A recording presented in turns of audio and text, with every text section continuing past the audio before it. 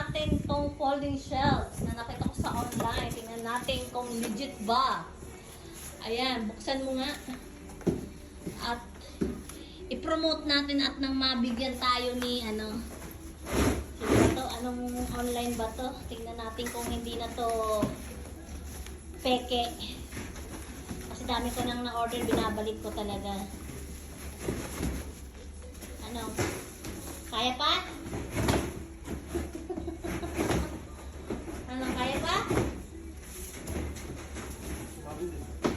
Ha?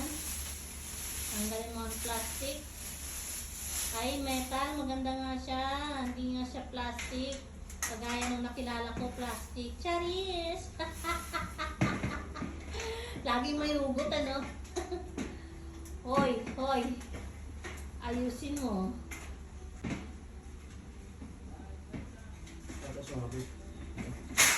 Sumabit. Ayun, sabi ko na eh. Ayun, eh, ganda. Hindi nga siya plastic. At hindi rin peke kagaya mo. Ayun, tapos lalagay mo ba ng ano sa ilalim, di ba? Gulong. Pakita mo nga yung gulong. Ilang gulong yan? Baka yung gulong pang tricycle. Ilang gulong yan? Apat. Pang-apat, apatan. Wow, 4-wheel.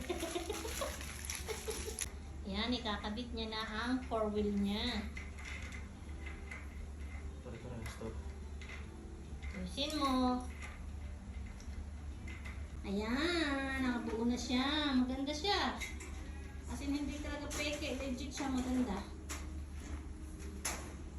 Folding shelves ang tawag ba niyan? Hindi ko alam kung ang tawag niya. Basta yun na yun.